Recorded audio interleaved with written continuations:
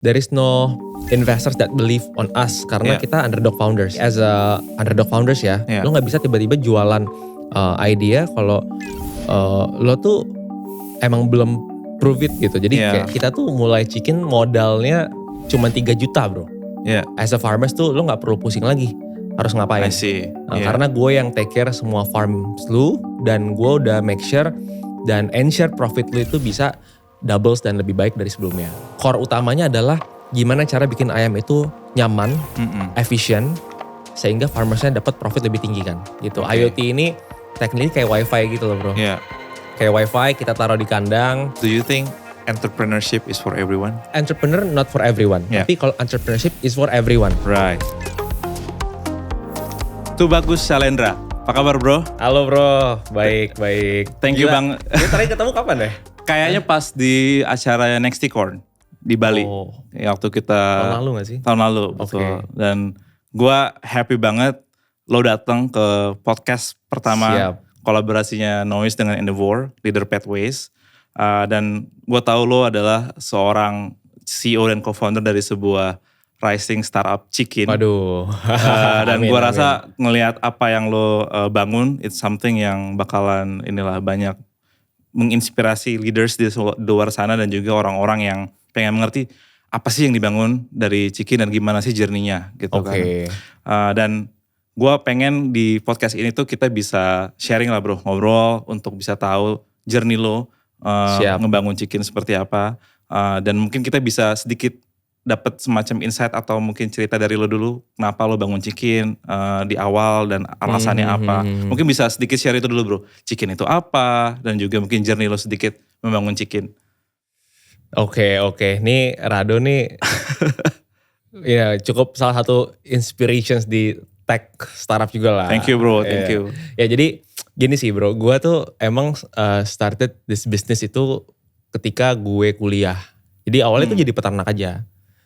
Gitu, dari peternakan kemudian turns out lulus 2020 kita bareng dengan co-founder yang lain itu coba deh kita scale gitu ya. Karena kan waktu itu kita ngelihat ketika COVID hits itu langsung semua orang tuh kayaknya cukup shift their mindset, their thesis, apalagi investors yang ngeliat kayak gue ngeliat wah ini kalau kita ngelihat sektor-sektor yang lagi rising di COVID, itu kayaknya kita boleh deh masuk ke dalam situ. Dan waktu itu food sector juga tetap naik terus gitu. Dan semua orang kan masih makan ayam kan anyway. Jadi 2020 ya deh kita coba gas gitu. Jadi awal itu dan Chicken sendiri, technically we're poultry tech company. We're helping chicken farmers to get financing access, terus juga ada input access, sama market access.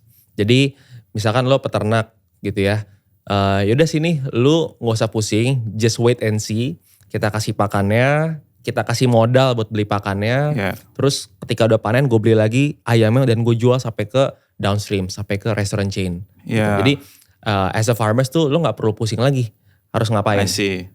Karena gue yang take care semua farms lu dan gue udah make sure dan ensure profit lu itu bisa doubles dan lebih baik dari sebelumnya. Oke. Nah ini kan lu mulai pas kuliah ya? Iya. Bro, nah itu ketika tahun berapa tadi? 2000? Jadi sebenarnya gini 2016 sih kayak 2016 udah ada dari 2016. Awalnya karena gue tuh dulu awalnya emang suka bisnis dari dulu zaman gue SMP, SMA, kuliah gitu kan. Dan zaman kuliah itu kebetulan gue di Malang di Brawijaya tuh gue tiap hari makannya ayam bro. Jadi awalnya itu upbringingnya dari situ ya? Dari situ awalnya. Gue makan ayam tiap hari gitu kan. Karena yang accessible buat gue sebagai anak kampus ya makan ayam. Makan ayam geprek, ayam goreng, ayam bakar. Murah-murah kan di Malang cuma 10 ribuan, 12 ribu gitu. Nah terus gue kepikiran nih kayaknya market and industrinya tuh gede banget. Yaudah kenapa gak gue coba deep dive di sini. Dan karena gue juga suka entrepreneurship dan yaudah deh kita coba bikin kandang ayam gitu. Dan awalnya juga gue ikut lomba-lomba. Jadi kayak kita bikin proposal bisnis, ikutin lomba-lomba di kampus, di kementerian gitu ya. Buat dapetin capital. Jadi early capital kita tuh bukan dari visi gitu ya. Tapi kompetisi. Dari kompetisi gitu. Dan karena apalagi sebagai mahasiswa itu kita nggak ada pressure kan. Iya. Lu gagal ya udah gitu. Tapi kalau lo udah punya bini, lo udah punya keluarga gitu, pasti kan akan agak banyak trade off-nya gitu ya untuk bisnis. Makanya udah deh, gue nothing tulus, kita trying so hard buat dapetin capital dengan ikutin lomba-lomba atau kompetisi. Oke, jadi sebenarnya lo memulai Chicken itu kalau gue ngelihatnya ya tadi apa yang lo bilang, lebih dari lo melihat ada opportunity nih. Betul. Untuk space poultry lah, kayaknya nih bisa digarap nih, ya kan. Tapi apakah itu memang sesuatu yang sifatnya lo punya passion di bisnis, entrepreneurship, terus lihat opportunity seperti ini, that's why you build Chicken gitu. Tapi bukan sesuatu yang lebih kayak lo tuh memang dari awal tuh gue pengen di poultry. Oke. Jadi gue dari dulu selalu ngeliat bisnis is a market driven. Jadi everything is all about market kan. Yes. Seberapa besar pasarnya dan seberapa besar kita scale di situ. Jadi gue ngeliat karena surprisingly market ayam tuh besar dan penetrations of chicken consumption is rapidly growing. Apalagi kalau gue baca datanya tuh kita sekarang ini baru aja shift the focus from tahu tempe as the main protein, sekarang tuh udah mulai masuk ke ayam karena buying power orang tuh udah mulai naik kelas. Terus infrastructure, kemudian juga banyak sekarang brand bermunculan jualan ayam. Jadi itu nggak bikin orang itu udah mulai sering makan ayam gitu as a main protein mereka. Setuju. Jadi oke lah, gue coba tapin di sini. Dan dulu awalnya gue nggak langsung main ke downstreams nih atau ke distributionsnya, tapi kita di farmingnya. Karena di Malang gue dapat exposure agriculture tuh banyak banget kan. Gitu. Lo kuliah, lo jatuhnya ruralisasi lah. Ya kan kalau orang biasanya migrasi ke kota, kita kalau saya dari kota, gue dari Jakarta ke desa gitu. Benar. Jadi dapatlah nih vibes jadi petaninya gitu. Lo bener-bener ke akar rumput, ketemu peternaknya, mengetahui operasional seperti apa, challenge-nya mereka apa, masalahnya apa, dan di situ lo ngerasa apa yang gue bisa bantu. Dari ibaratnya bisnis lo lah untuk membuat mereka lebih sejahtera lah, katakanlah gitu kan ya. Nah, tadi kan lo mention bahwa awalnya lo mencoba masuk untuk menyediakan sebuah teknologi lah ya untuk membantu mereka. Boleh ceritain dikit gak bro? Specifically tuh gimana lo create value untuk para peternak ini? Gitu. Jadi peternak itu kan yang kita tahu mereka lack of visibility of their farm performance kan. Jadi kadang dia gak tahu nih waktu panen kok gue gak untung. Sebabnya apa? Pertama biasanya mereka gak efektif manage ongkos pakannya. Jadi ayam dikasih pakan terus tapi kok gak gemuk-gemuk gitu. Nah terus ada faktornya itu diakibatkan oleh environment dalam kandang yang gak efektif buat si ayam. Karena ayam itu kan fragile ya. Jadi kalau lu gak kasih environment yang baik buat ayam, humidity-nya, oksigen, temperature, itu bakal ngebuat si ayam ini gampang mati. Atau mungkin seburuk-buruknya gak mati, dia ya makan tapi nggak jadi daging gitu, jadinya rugi kan. Nah terus yang kedua, peternak itu juga dia lack of working capital. Ya apalagi di industri peternakan unggas ini kan cukup heavy on capital juga, kadang harus bangun kandang. Terus setelah dibangun kandang dia kadang nggak punya working capital buat beli pakannya gitu. Nah kita kasih modal buat bikin bino peleter. Jadi dari teknologi kita selain jualan pakan ke mereka, kita juga jualan financing untuk mereka sehingga bisa punya working capital. Dan yang terakhir itu kita ada off-take, ada contract farming model sehingga ketika panen kita jual ayam itu sampai ke downstreams. Nah tadi core utamanya adalah gimana cara bikin ayam itu nyaman, efisien, sehingga farmersnya dapat profit lebih tinggi kan. That's why selain kita provide apps untuk support financing, capital, supply and market, kita juga bantuin untuk manage environment-nya tadi dengan IoT. Nah, gitu. IoT ini tekniknya kayak wifi gitu loh bro. Kayak wifi kita taruh di kandang, terus kita connect sama electricity-nya di kandang, terus si ayam ini jadi nyaman karena kita bisa kontrol suhunya, oksigennya, kelembapannya. Gitu. Jadi lebih membantu peternak untuk bisa secara remotely atau secara otomatis membuat ayam-ayamnya juga menjadi lebih ini ya. Lebih sehat lah, lebih sehat, lebih sehingga kuat. Juga output peternakannya juga lebih bagus. Betul. Kita banyak cerita peternak kita tuh bisa double profitnya mereka. Mereka bisa naikin income mereka tuh hampir 2 kali lipat gitu ya. Karena kita bisa save their mortality rate ya. Dari sisi mortality rate ayamnya. Ayam ya, jadi ayamnya jadi gak banyak jadi yang mati. Banyak mati. Terus yang kedua saving feed cost-nya gitu. Dan itu bisa sampai 300 gram per kilo ayam, per 1 kilo daging ayam. 300 gram pakan tuh besar banget, berarti kan itu sekitar 30% ya, gitu. Itu bisa cukup membantu lah buat peternak savings gitu. Betul. Dan sekarang itu yang dikelola oleh Chicken tuh gue baca 45 juta ayam. Ya, kita gila, itu banyak banget bro. Itu berapa peternakan? Rakyat bro. Itu berapa peternakan bro? Kita tahu ada sekitar 55.000 peternak atau sekitar 12.000 titik ya. 12.000 titik. Itu kita deploy Chicken apps. Setelah itu kita juga ada IoT. Jadi funnelnya itu gitu. Kita deploy apps dulu, baru kita deploy IoT-nya. Setelah IoT-nya udah dipasang dan ada improvement dari si peternak, kita kontrak.